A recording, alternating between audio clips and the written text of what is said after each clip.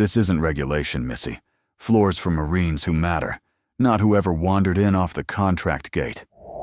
The words came from behind her, loud, pitched for an audience.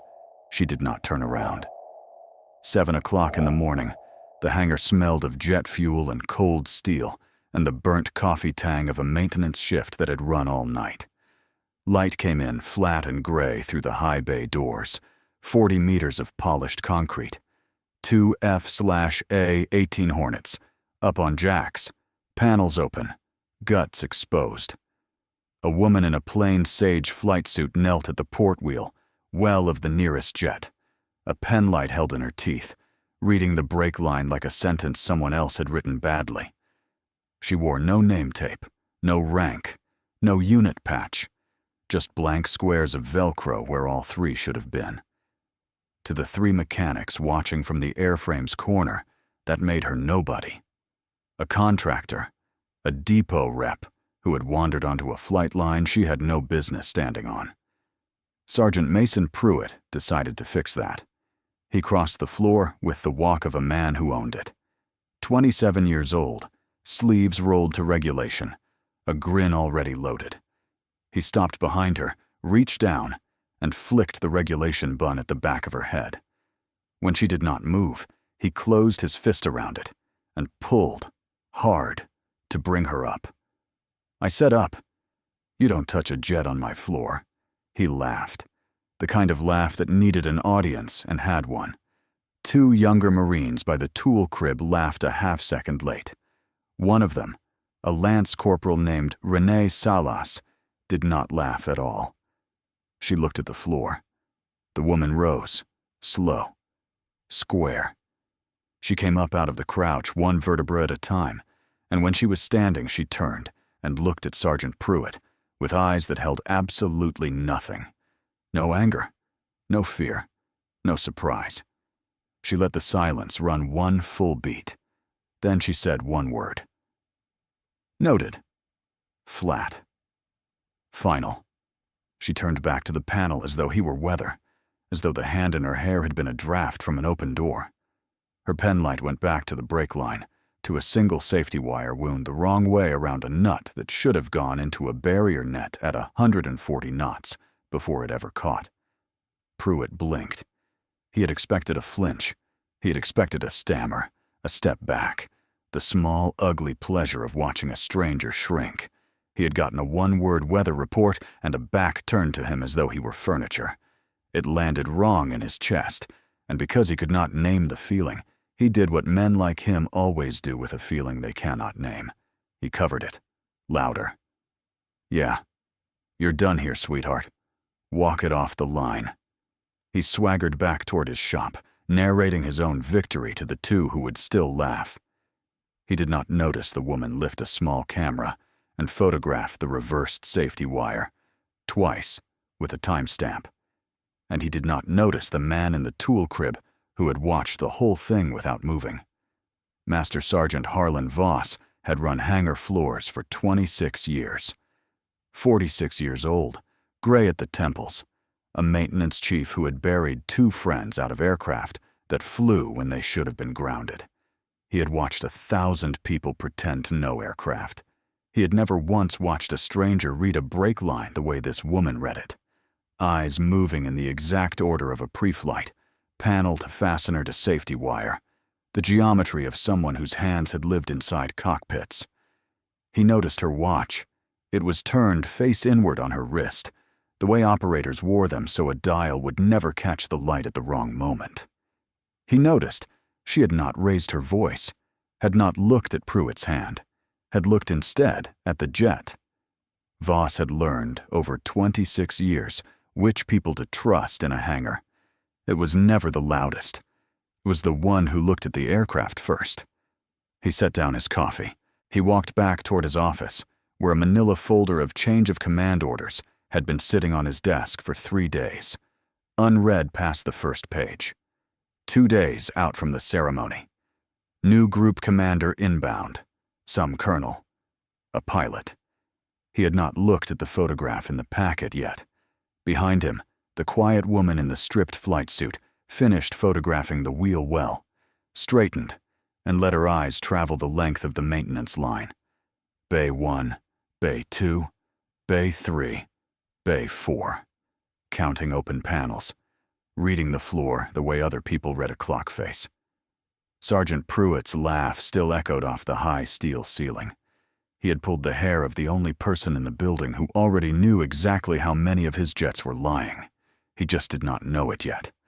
None of them did, and the woman with blank Velcro where her eagles should have been was in no hurry at all to tell them. She finished at the wheel well and rose, and she let her gaze travel the line one more time. Bay 1, Bay 2, Bay 3, Bay 4. She counted open panels and red X tags, and the small wrong things a careless shop leaves behind.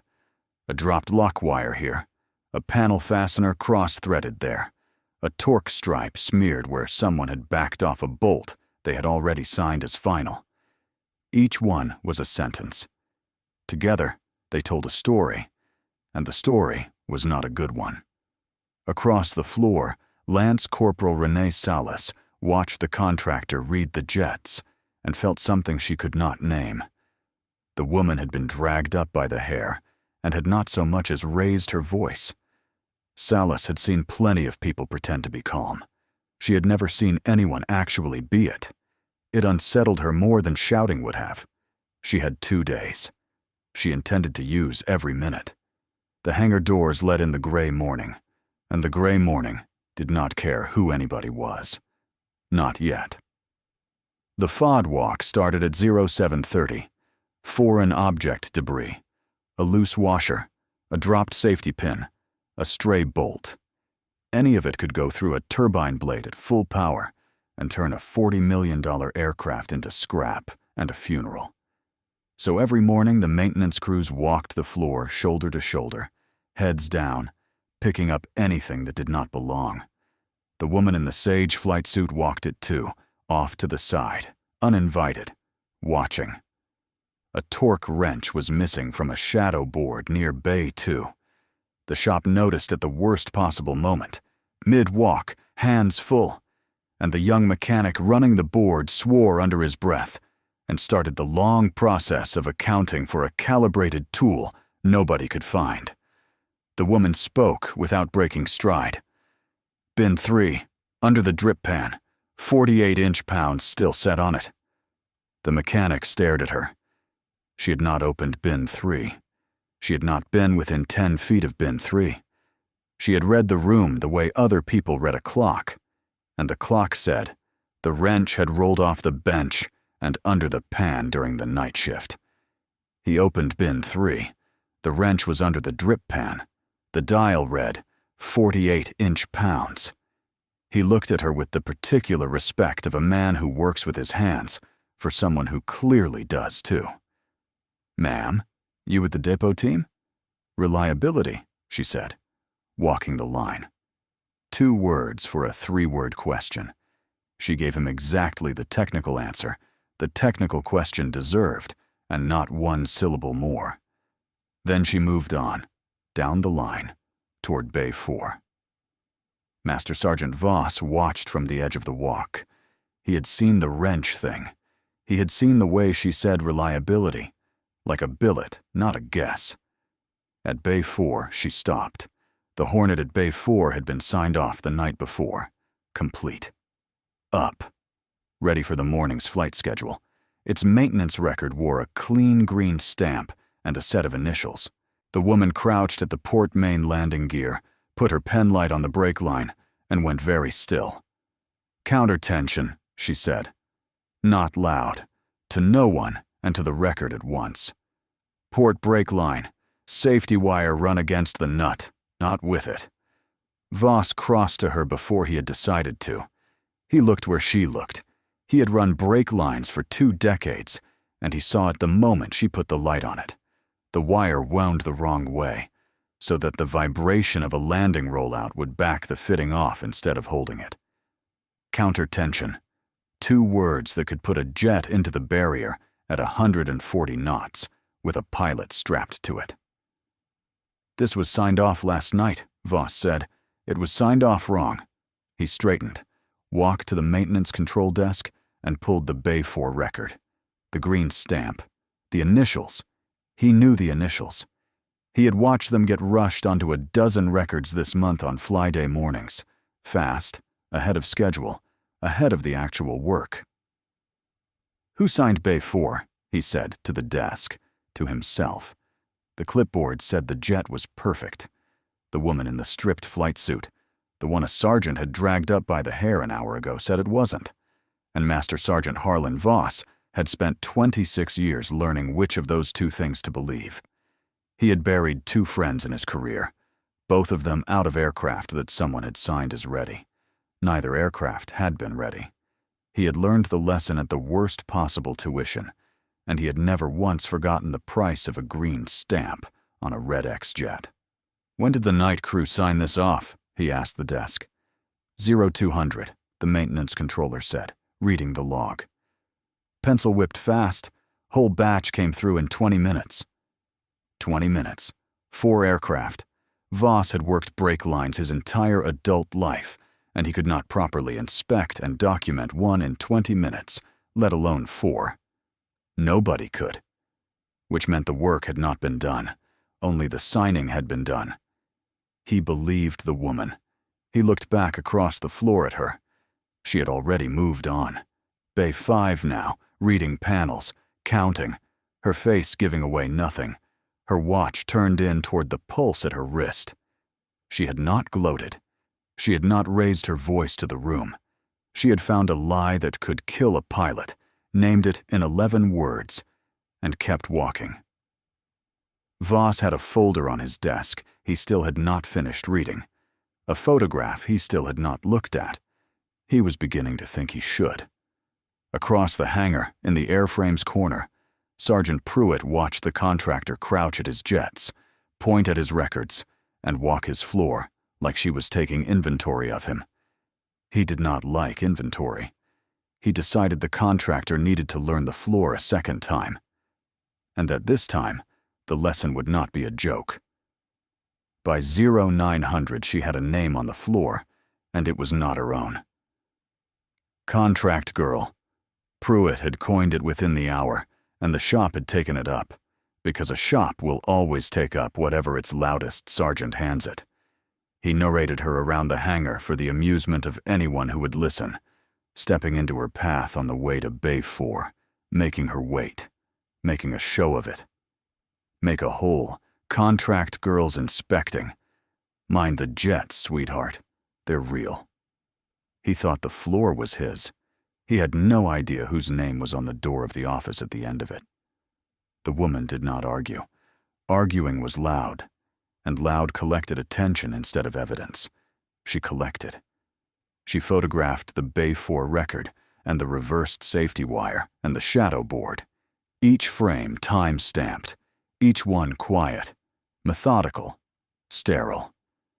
When Pruitt blocked her path, she waited until he moved. When the shop laughed, she let the laughter wash past her without leaving a mark. Her stillness never cracked. She absorbed the whole performance the way stone absorbs rain. Quiet, it turned out. Kept its receipts. A staff officer might have pulled rank and ended it in a sentence. A loud person would have shouted the floor down and lost. The woman did neither, because she understood something Pruitt never would.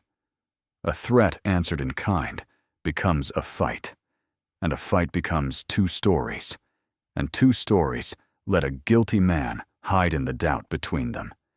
There would be no doubt. She would not give him a story to set against hers. She would give him a stack of time-stamped photographs and a chain of records and a witness, and she would hand all of it to the one person in 2 days who could not be shouted down. So she let him call her contract girl. She let him block the path to Bay 4. She filed each insult away the way she filed everything, neatly, edges true, and she kept walking the line. Lance Corporal Renee Salas found her at Bay 4 when Pruitt had stepped away to hold court by the coffee mess. 21 years old, 8 months on the floor, and frightened of exactly one thing more than she was frightened of Sergeant Pruitt, a jet going off the end of the runway, with a friend inside it. "Ma'am," Salas said, low, fast. "Bay 4 isn't the only one. Sign-offs get rushed before fly days. Whole batch of them this month. I've seen the records go green before the work's done." The woman looked at her, really looked, for the first time all morning, and something in the flat eyes warmed by a single degree. "Names on those sign-offs?" "Same initials, every time." Pruitt caught Salas talking and crossed the floor fast. "You giving tours now, Salas? Get back to your shop." "She found the wire, Sergeant." Salas did not step back. "I didn't tell her where. She found it herself." Pruitt's grin thinned into something colder. He leaned in close to the woman in the sage flight suit, dropped his voice below the reach of the room, and let the joke fall away entirely. "Whatever you think you saw, nobody here saw it. You write up one record. It's your word against the whole floor. And the floor doesn't lose. Remember that." The woman held his stare. She did not answer. She had a camera full of time-stamped photographs and a memory that had once held an entire close-air support frequency under fire, and she did not waste either on a threat from a man who signed nothing himself. She simply went back to the panel. And if you have ever stood in a room and watched a good person get laughed at by the very man forging the paperwork that keeps people alive, if that makes your jaw tighten the way it should, then you already understand exactly who this channel is for. Subscribe to Honor Tales and stay with this one. The floor is 2 days from turning, and when it turns, it is going to turn all at once. Because the woman they were calling Contract Girl was not going to raise her voice. She was not going to swing. She was going to wait for the one morning when the whole hangar would be standing at attention anyway, and a single command would rearrange every man in it. Pruitt walked off to enjoy his floor while he still had it. Behind him, the quiet woman photographed one more record, checked the time on the watch, turned in toward her wrist, and counted the hours. 2 of the younger Marines were no longer laughing at all. Pruitt's answer to a problem he could not solve with a joke was a problem he could solve with a form. He found Staff Sergeant Bo Tackett in the Quality Assurance Shack, 33 years old, the man whose initials sat in green on the Bay 4 record and on a month of records like it. Tackett signed jets up.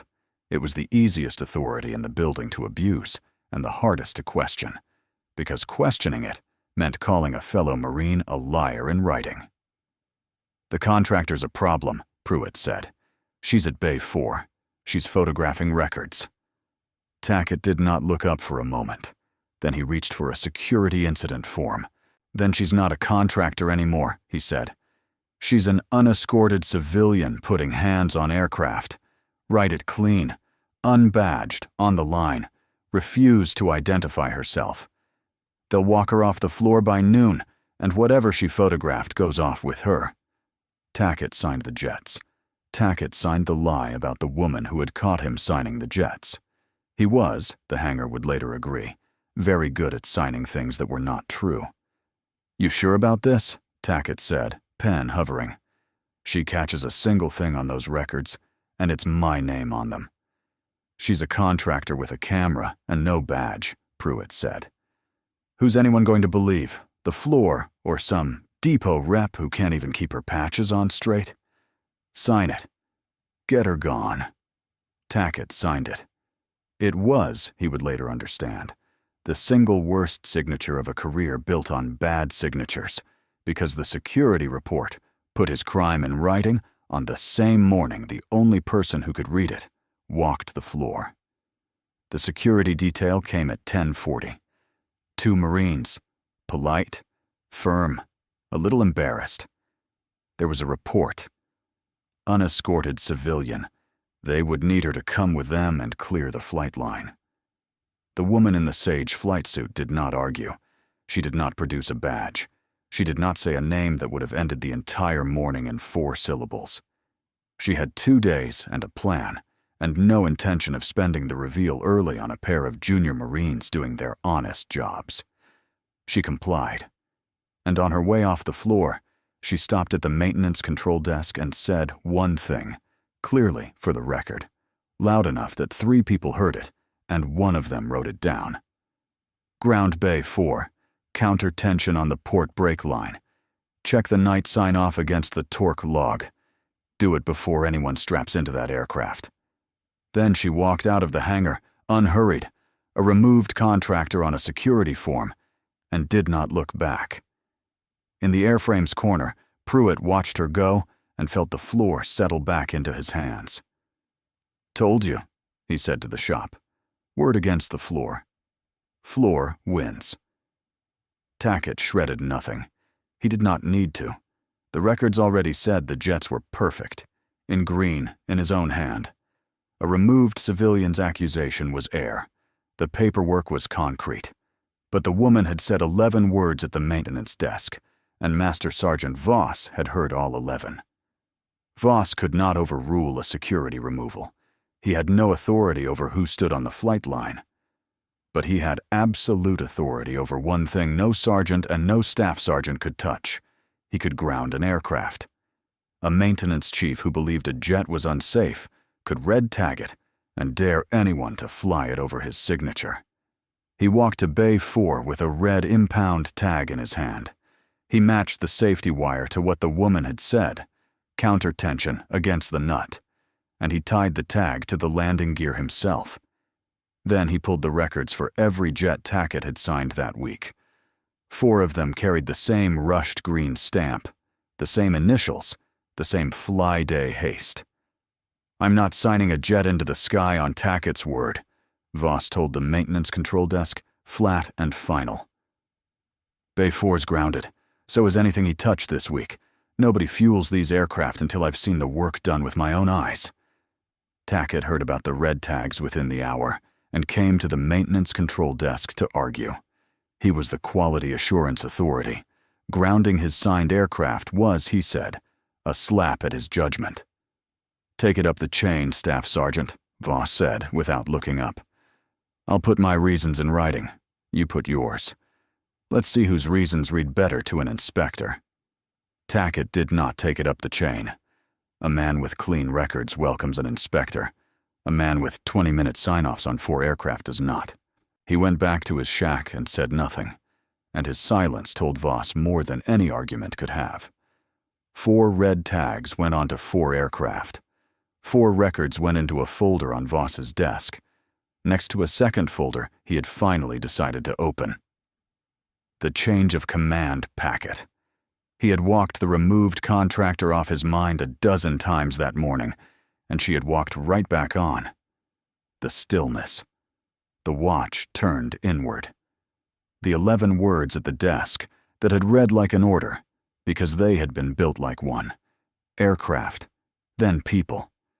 The geometry of someone who had spent a career inside cockpits. Voss opened the packet to the page he had skipped 3 days running. The incoming commanding officer's official photograph looked back at him. Eagles on the collar. Service uniform. A row of ribbons led by a distinguished flying cross with a Valor device and a Purple Heart.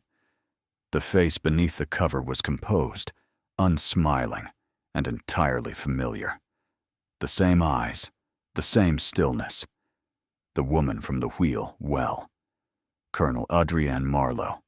Call sign Kestrel, incoming commander of the Marine Aircraft Group, of this hangar, of this floor, of Sergeant Mason Pruitt and Staff Sergeant Bo Tackett, and every red-tagged jet on it.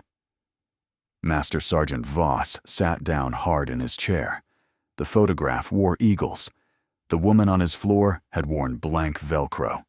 They had the same eyes, and Voss did the arithmetic and felt the whole hangar tilt a degree under him. A sergeant had pulled her hair, had called her nobody, had laughed for an audience. And in 2 days, she was going to walk back through those bay doors and own every man who had watched it happen. Voss did not pick up a phone. He did not announce it to the floor. A reveal like that was not his to spend. It belonged to the woman in the photograph, and he had the strong sense she would spend it precisely, at a moment of her own choosing, to the maximum possible effect. But he could do two things, and he did them. He found Lance Corporal Salas in the airframe's corner, drew her aside, and spoke low. "Write down exactly what you saw at Bay 4. Everything. Date it. Sign it. Don't show Tackett. Don't show Pruitt. Don't show anyone. Put it in your cargo pocket and keep it there." "Master Sergeant, am I in trouble?" "No." He almost smiled. "If she's who I think she is, you're going to be very glad you wrote it. That's all I can say." Then he went to find Pruitt. He did not tell him. He gave him a chance, because that was what a maintenance chief owed even a man he had stopped respecting. "Square your shop away before the ceremony, Sergeant," Voss said. "All of it. The records, the floor, your mouth. New commander walks in 2 days. You want to be clean when that happens?" Pruitt laughed. The contractor was gone. The jets were signed. The new commander was a colonel, a pilot, a name on a ceremony program. "Relax, Master Sergeant. New CO's a pilot. Pilots don't crawl wheel wells. She'll cut a ribbon, give a speech, and never set foot in the airframe's corner." "This one does," Voss said. "She crawled yours yesterday. You'd better hope she didn't see what I think she saw." He walked away before Pruitt could turn it into a joke. Behind him he heard the shop laugh, and the laugh sounded thinner than it had that morning, the way a thing sounds when two of the people who used to laugh have gone quiet and stayed that way. Voss replayed it on the walk back. The inward watch, the 3-word answers, the break line read like a sentence, the 11 words built like an order. Every detail that had said operator instead of contractor. The threat in his hangar had never been the woman. It had been the paperwork. And the paperwork was about to meet the only person in the building it could not lie to. Or, here is the part the hangar did not know. The part only you get to see. The 7 minutes that made a quiet woman into a call sign. That night, Colonel Adrienne Marlowe sat alone in temporary quarters, with the change of command packet squared on the table and a single photograph propped beside it. 2 pilots beside a jet, helmets under their arms, squinting into a desert sun 15 years gone. One of them was her at 29. The other was Captain Liam Ostroff. Call sign, Drifter. 2011. She had been 29 years old, a captain, 6 years into the cockpit. The radio call that had given her a name had been the worst 7 minutes of her life, and she had never once thought of the name without thinking of the minutes. A Marine patrol had been pinned in a dry riverbed, danger close, enemy on 3 sides of a wash with no way out that did not cross open ground.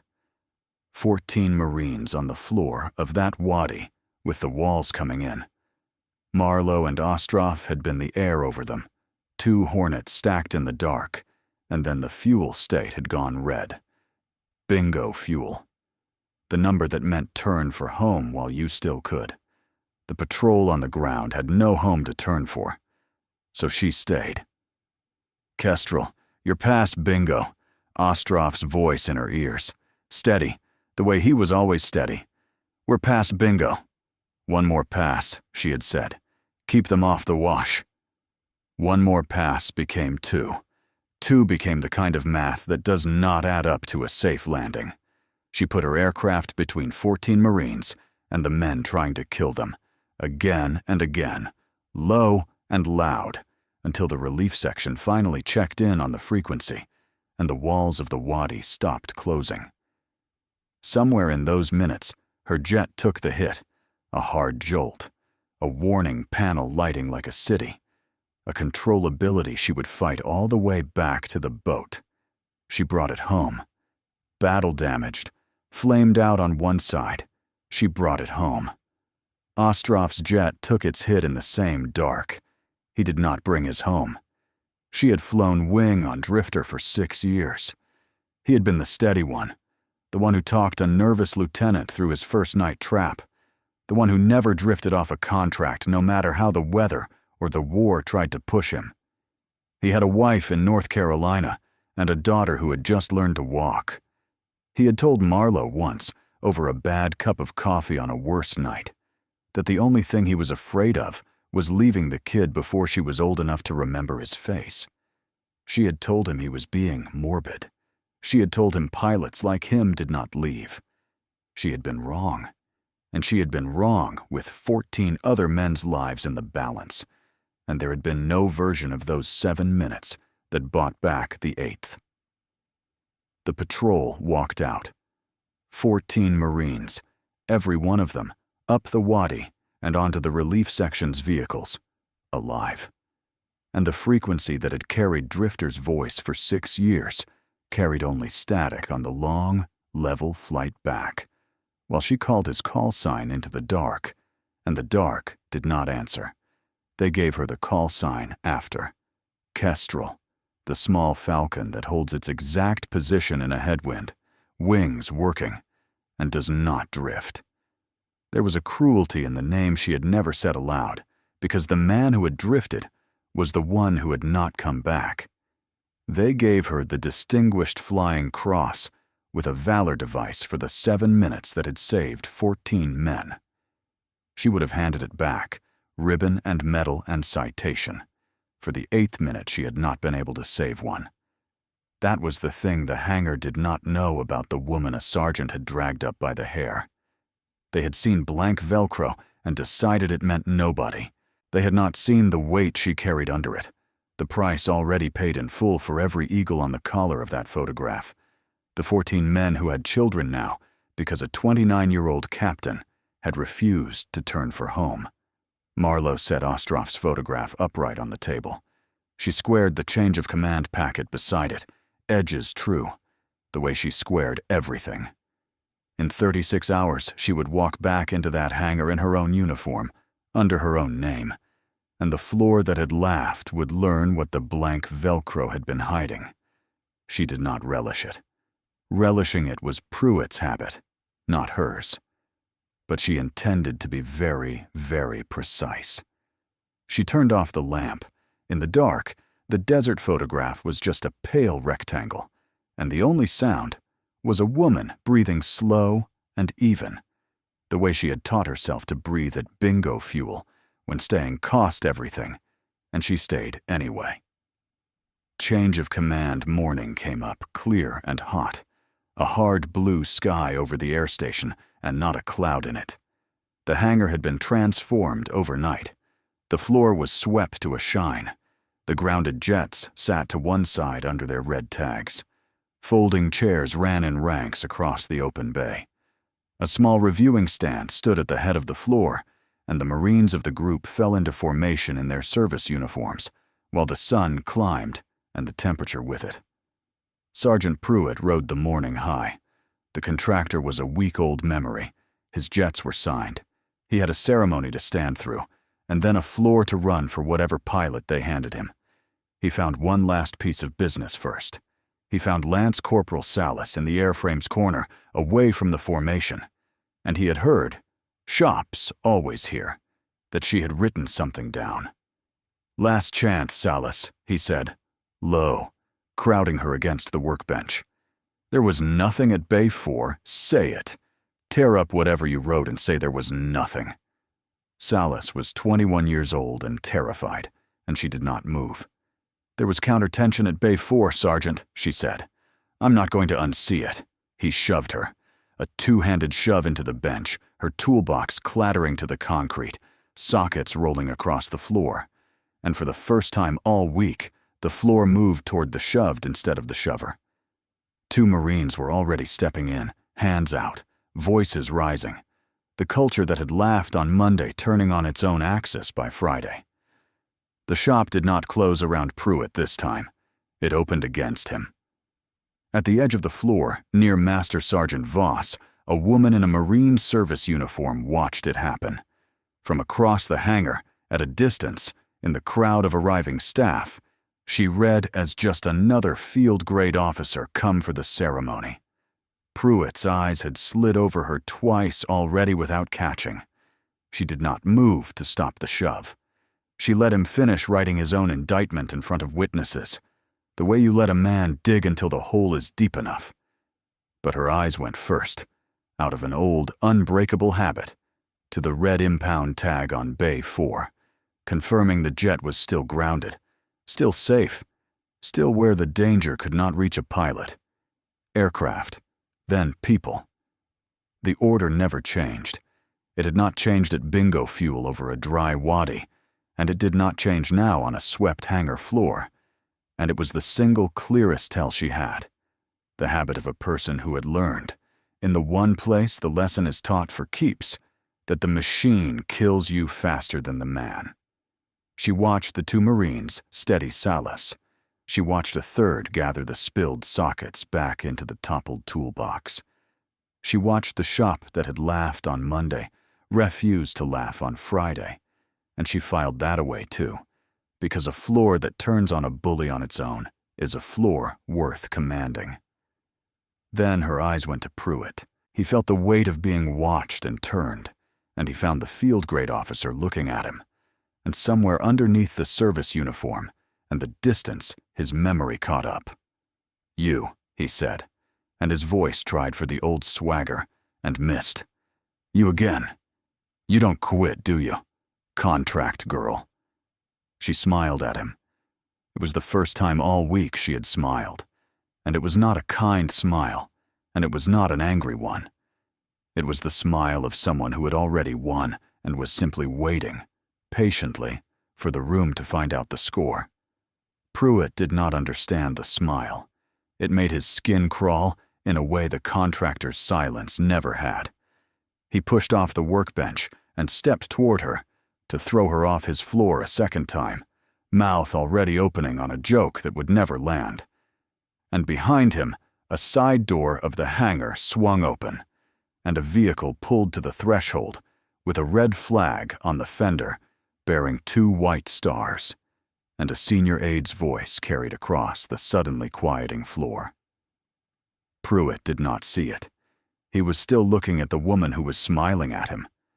Master Sergeant Harlan Voss saw it. Voss had been waiting for it all morning, and Voss filled his lungs. "Attention on deck!" The command hit the hangar like a single physical thing. 80 pairs of boots came together in one sound, one crack of leather on concrete that rolled off the high steel ceiling and back. 80 spines went to rigid steel. Every Marine in the building snapped to attention in the same instant, eyes front, arms locked, the whole formation gone from a murmuring crowd to a wall of motionless green between one breath and the next.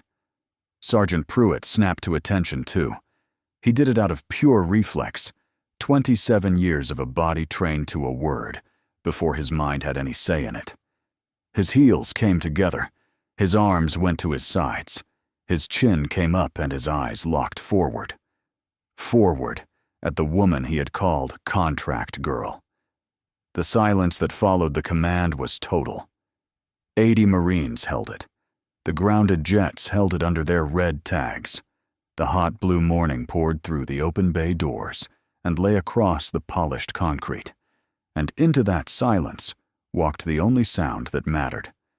The measured footsteps of a general officer crossing his own wing's hangar floor. Major General Doyle Ferris walked into his hangar. 2 stars. The commander of the Marine Aircraft Wing, 53 years old, 30 years in the Corps, flanked by aides. He came through the door, and the formation held its rigid silence, and he walked down the open lane between the chairs, past the reviewing stand, past the senior staff who had arranged themselves to receive him, past every officer who outranked the sergeants and the staff sergeants. He walked straight to the woman in the field-grade uniform at the edge of the floor, and Major General Ferris, 2 stars, 30 years, rendered her the first courtesy. "Colonel Marlowe," he said, and his voice carried in the silence to every corner of the hangar. "Kestrel, the wing is glad to have you. I hear you have already been walking your floor." 2 days early, sir," she said.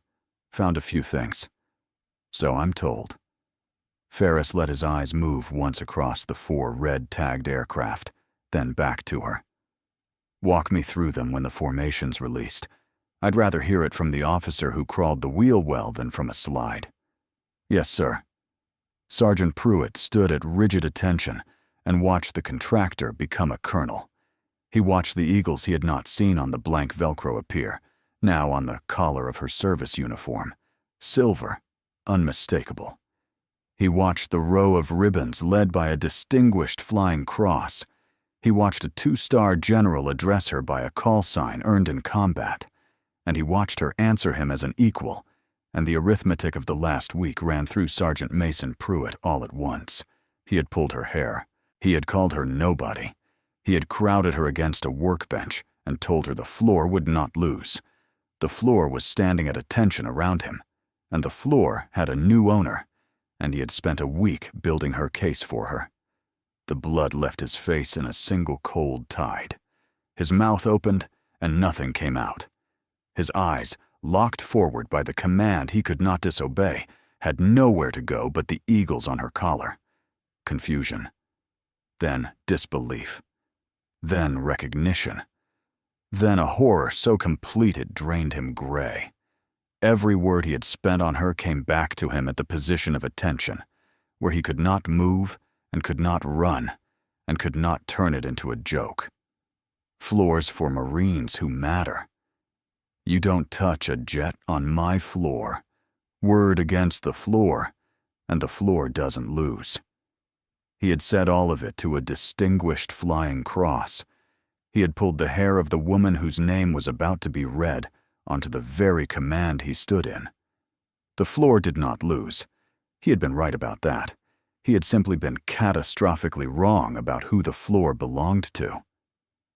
Colonel Marlowe did not look at him. Not yet. She turned to Major General Ferris, and without raising her voice, without a flicker of the satisfaction a smaller person would have shown, she handed him the morning's real business. Bay 4 flies on a forged sign-off, sir, she said. So do 3 others. Master Sergeant Voss grounded them yesterday on a safety basis. The records went green before the work was done. I have the photographs.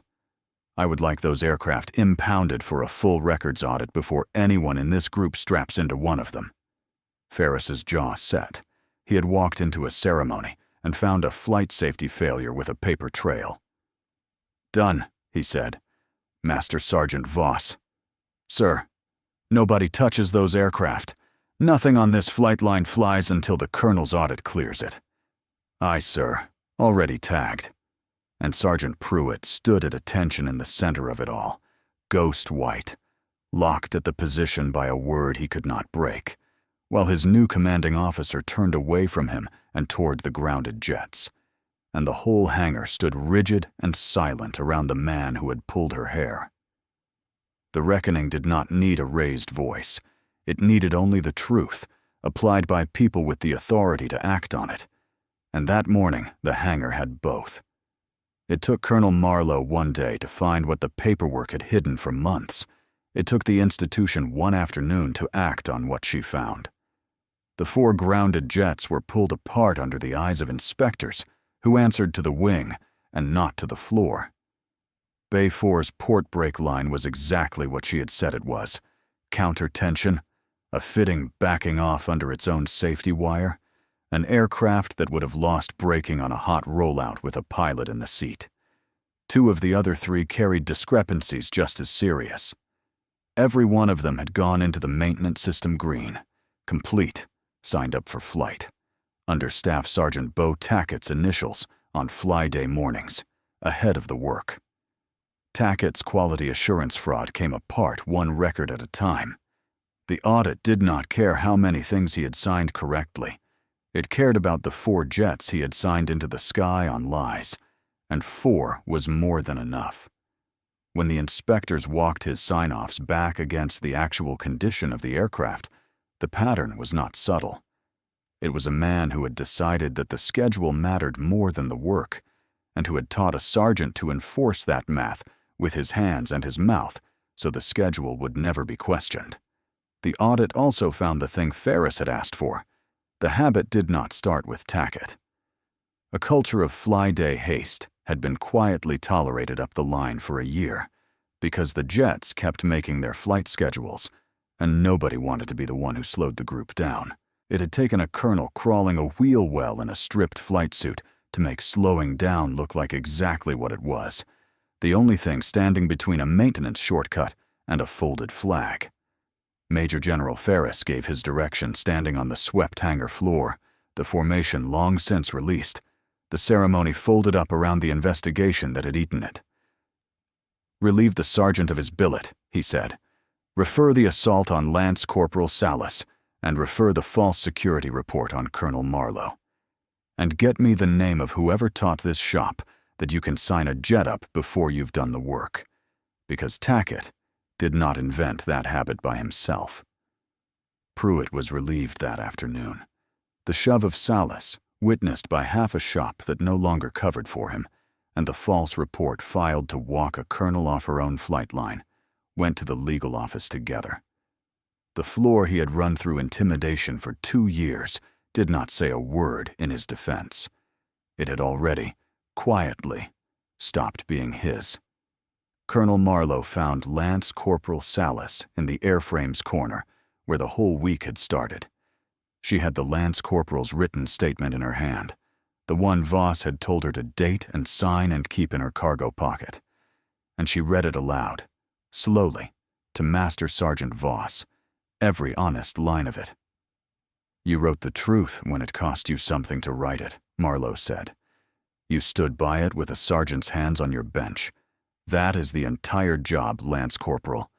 That is the whole thing they can never teach and never fake. Master Sergeant Voss is going to make sure the Corps notices." "Already on it, ma'am," Voss said. There was something on his weathered face that had not been there Monday, something close to hope. Marlowe turned to him last, the maintenance chief who had matched a photograph to a face and grounded 4 jets on nothing but his own judgment and a stranger's 11 words. "You red-tagged 4 aircraft against a quality assurance signature," she said, "on your authority, knowing it would make you enemies in your own shop. Why?" "Because you were right, ma'am," Voss said simply. "And because I've put 2 friends in the ground out of jets that somebody signed off in a hurry. I wasn't going to make it 3. Not on my floor." Marlowe looked at him for a long moment, and the flat eyes warmed that single degree again. "It's our floor now, Master Sergeant," she said. "And it is going to be run honest.